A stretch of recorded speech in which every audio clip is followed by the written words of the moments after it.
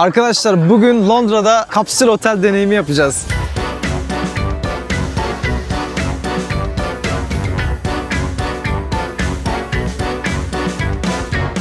Londra'nın tam merkezinde yeni açılmış bir kapsül otel var. Ben de Londra'ya gelmişken orada kalacağım ve size oradaki tecrübelerimi aktaracağım. Bakın burası Piccadilly Circus, yani Londra'nın merkezi, bizim Taksim Meydanı gibi falan. Elimde bavulumla size bu görüntüyü çekmek için kameramı riske ediyorum. İngiltere'de telefon kamera hırsızlığı falan bayağı fazla. Bu meydanda binaların üzerinde hep böyle reklamlar çıkan ekranlar var. Bizim gideceğimiz yer de tam şu binanın içerisinde. Böyle uygun fiyatlı kalınacak bir yerin böyle mükemmel bir konumda olması çok garip cidden. Bu kapsül otel konseptini genelde Japonya'da falan gördük. Ama artık yavaş yavaş dünyaya yayılıyor ve burası da Londra'da açılan ilk kapsül otellerden birisi. Şimdi giriş işlemlerini tamamladım ve odama doğru çıkıyorum. Ya da mezarıma doğru mu demeliydim? Bu arada harbiden heyecanlıyım çünkü ilk defa böyle bir kapsülde kalacağım. Hatta bu olay bir iş fikri olarak da benim ilgimi çekiyor. Beğenirsem neden böyle bir yer açmayayım ki? Yalnız bayağı da bir kapı var ya. Bir katta yüzlerce insan kalıyor sanırım. Bunun hesabını birazdan yaparız. Önce şu kartı okutup odaya girelim bakalım. Oha, burası distopik bir cyberpunk evreni gibi. Her yerde altlı üstlü yataklar var. Aslında biraz garip hissettirmedi değil, biliyor musunuz? Yani şu an şu her kapının arkasında birilerinin olduğunu bilmek garip hissettiriyor. Ben de bir yandan kendi yatağımı arıyorum. Lobidekilere özellikle aşağı taraftan vermelerini söyledim. Numaramız 2155. Evet, 2155 işte burası. Alt katta olması da iyi bu arada. Ufaktan tedirgin bir şekilde açıyorum. Hazır mısınız? Vay, hiç fena değil aslında. Yani bir tabuta göre oldukça konforlu olduğunu söyleyebiliriz değil mi? Klostrofobisi olanlar bu videoyu burada kapatsın bence. En azından yatak rahat ya. Gelin bir banyoya falan bakalım nasılmış. Tabi bu arada şu çantamı falan buraya koyup kilitleyeceğim, çalmasınlar. Bu arada banyoda çekim yaparken çok dikkatli olmaya çalışıyorum. Çünkü kız erkek karışık kullanıyor. Yani burada video çektiğimi gören birilerinin ne yapıyorsun sen falan demesini hiç istemiyorum. Gördüğünüz gibi banyo bayağı büyük. Burası klozetler. Burası duş. Duşların içinde böyle askılar falan da var. Ya bu arada İspanya'da falan da toplu alanlarda suyu kullanmak için sürekli şöyle düğmeye basmanız gerekiyordu. Ve basıyorsunuz, hemen su geri duruyor. Sürekli basmanız gerektiğinde de elinizi musluğa vurmak zorunda kalıyorsunuz. Bir irite oluyorsunuz. Yani tuvaletler bu tuvalet hariç genelde temiz gözüküyor ama ben buralara oturamam ya. Yok abi, Alaturka tuvalet candır ya. Tuvaletler yeterince geniş ama bir katta o kadar çok insan kalıyor ki giren çıkanın hesabı belli değil. Siz dişinizi fırçalarken birisi duştan çıkıyor, birisi abdest alıyor, etrafınızda değişik tipler dolanıyor falan. Neyse, biraz oteli keşfedelim. Şimdi bir katta böyle bir sürü kapsülün olduğu bir sürü oda var. Otel 5 katlı ve yaklaşık 1000 tane kapsül yatak var. Gecelik bir kapsül fiyatı 30-35 pound. Yani otel tamamen dolu olsa günde 35.000 pound ciroları olurdu. Aya vurursanız da 1 milyon pound'dan birazcık fazla. Gerçekten çok ciddi bir para. Hadi gelin bir de otelin lokasyonunun olduğu etrafı gezelim bakalım. Yalnız hala nasıl bu kadar merkezi bir konumda kaldığıma şaşıyorum, biliyor musunuz? Arkadaşlar bu Piccadilly normalde çok hareketli bir yer. Gündüz de güzel, keyifli bir yer aslında. Ama akşamları bana çok tekin gelmedi ya. İlk defa gece buradayım. Değişik tipler çok fazlaymış yani burada. O yüzden çok hoşuma gitmedi. Londra'nın gece takılmak için daha güzel, daha güvenli hissettirecek yerleri vardır muhtemelen. Ama gündüz için konum mükemmel. Zaten sonradan öğrendiğime göre de bu Leicester Meydanı, Chinatown civarı bayağı tehlikeli oluyormuş akşamları. En çok hırsızlığın, gaspın olduğu yerler buralar. Neyse, biz başımıza bir şey gelmeden otele dönelim de bir uyuyalım artık ya. Hemen şu pijamaları giyip geliyorum. Ve artık uyumaya hazırım.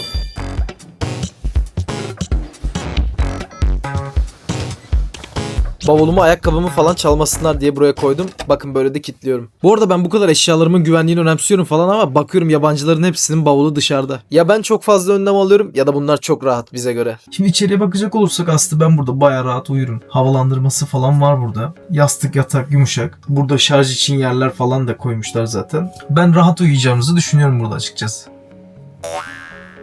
Zaten ben arabada da kamp yaparken uyuduğum için böyle dar yerlerde uyumaya alışığım açıkçası. Ya bu arada düşünüyorum da Japonya'da kapsül otellerde falan kalanları 5 yıl önce ilk gördüğümde demiştim ki lan ne kadar yalnızlar falan. Demek ki çok kötü bir hayatları var falan demiştim ve ben şu an böyle bir yerde kalıyorum.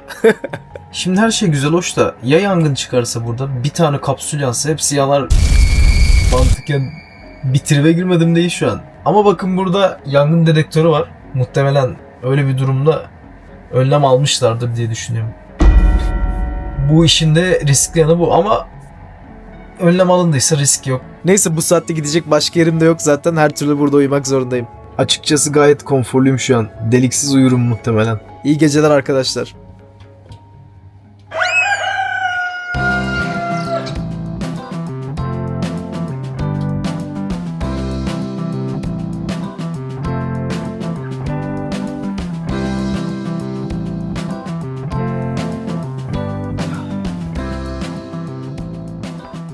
Günaydın arkadaşlar. Gece çok güzel, rahat bir şekilde uyudum. Ama bazen böyle mesela birinin eli şöyle şuraya değiyor falan böyle mesela. Odanın da içi çok karanlık ya. Ben sanıyorum böyle benim odama biri girdi falan böyle. Hani çok yakınımdan geliyor ya. Sonra böyle açıyorum. Bakıyorum kapsüldeyim. Hiçbir kimse giremez çıkamaz. O öyle bir his yaratıyor. Hani sanki karanlık olduğu için etrafınız açıkmış gibi. Ama saat 7'ye doğru insanlar uyanmaya başladı. Ve uyandıklarından sonra bu odada çok fazla insan olduğu için sürekli birileri girip çıkıyor, yürümeye başlıyor. Tak tuk bir şeyler indiriyor, kaldırıyor. Belki size de geliyordur şu an. Bir de ben kapıya yakın olduğum için o kapı da açılıp kapanıyor. Lavaboya gidiyorlar. O 7'den sonra uyumak çok çok zorlaşıyor. Kulak tıkacı falan lazım. Çünkü çok fazla ses geliyor. Ama bence bu her hostelde böyle değildir ve her kapsülde de böyle değildir. Mesela Japonya'dakilerde falan bence daha duyarlılardır. Bu Piccadilly meydanı Londra'nın çok göbeği olduğu için burada kalan kitle de biraz böyle daha değişik bir kitle. Duyarsız bir kitle muhtemelen. O yüzden böyle dikkat etmiyorlar. Mesela benim kaldığım diğer hostellerde böyle açık olan kapsül bile olmayan hostellerde ben hiç uyanmıyordum. Çok fazla kimse ses çıkartmıyordu. Yani alarmı 8.30'a koymuştum ama 8'de uyandım. Hatta 7'de uyandım da yatakta böyle takılıyorum. Neyse sıkıntı yok. Biz güne başlayalım.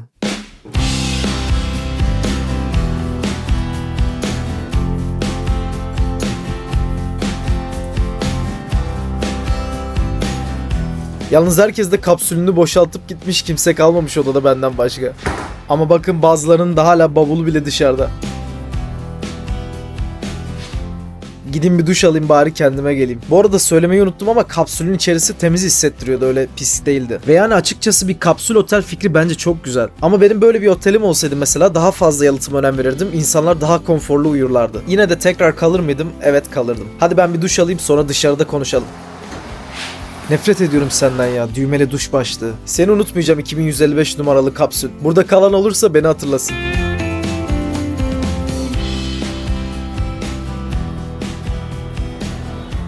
Şimdi biraz yorum karşılaştırması yapalım. Bakalım insanlar ne demiş, biz ne gördük. Doğa Türk demiş ki Zedwell'in odaları şaşırtıcı derecede sessiz.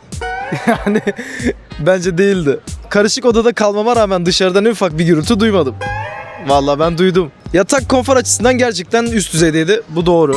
Ancak kumaşlarda hafif bir toz vardı. Evet bu da doğru. Aynanın orada toz falan vardı. Rhapsodier 78 demiş ki gerçekten çok rahat bir yer. Klostrofobiniz yoksa kısa süreli konaklamalar için ideal. Yatak ve aynanın etrafının tozlu olduğunu gördüm diyor. Muhtemelen bu serdikleri yorgandan, çarşaftan dolayı ister istemez oluşan bir şey. Herkes bunu görmüş çünkü. En düşük puan verenlere bakalım ne demişler. Giriş işlemleri net değildi. Başta otele vardım. Kabin o kadar sıcak ve havasız ki sanki bir tabutta uyuyorum. Yatağıma çıkan garip basamaklar vardı. Merdiven olacağını rezervasyon sırasında bilmiyordum. Bu adam haklı bak. Ben de merdivenli bir yerde kalsaydım ben de bilmiyordum merdivenli olacağını. Başka birinin kapsülünü kitleyebilir diyor ve bunun için bir önlem yok diyor. Yani bunu kim niye yapsın? Ama haklı yani deli çok. Ayrıca kapağa kafamı vurdum diyor. Boyu 1.68'miş. Biraz dikkatli olabilir aslında. Hiçbir yerde soğuk su veya içme suyu yoktu diyor. Bu doğru. Gerçekten de içme suyu olsa. Gerçi makinelerde, otomatlarda vardı da. Ama bence su olabilirdi ya. Bu arada akşam dışarı çıktığımda marketlerde su fiyatlarını sordum. En az 3 kat daha fazla fiyattan satıyorlardı. Meydandaki esnaf tam bir kazıkçı. Eğer bunun Japonya'daki kapsül otellere benzediğini düşünüyorsanız bunu 3 kere düşünün. Eğer diğer seçeneğiniz sokakta kalmaksa bunu seçebilirsiniz diyor. Ama başka alternatif varsa bunu seçmeyin diyor. Ya biraz abartmış, kalınır yani. Ama saat kuralı olmadığını söylüyor. Ses kuralı olmadığını söylüyor. Evet, bir saat ve ses kuralı olmalıydı yani. Lan bu kapsül otel fikri çok kafama yattı ya. Ben de mi yapsam? Düşünmüyor değilim şu an. Evet, bu videodan bu kadar. Bu videoyu izlediğiniz için teşekkür ederim. Beğendiyseniz beğen tuşuna basmayı, abone olmayı unutmayın. Ve böyle ilginç deneyim videolarımı beğeniyorsanız bunun daha devamı gelecek. Daha da kaliteli olarak gelecek. Lütfen destekleyin ki ben de daha güzel videolar yapayım. Londra'da başka bir videoda görüşmek üzere. Kendinize iyi bakın. Bay bay. Arkadaşlar ekranda çıkan bu videoyu YouTube beğeneceğinizi düşünüyor. O yüzden bir göz atabilirsiniz ona da.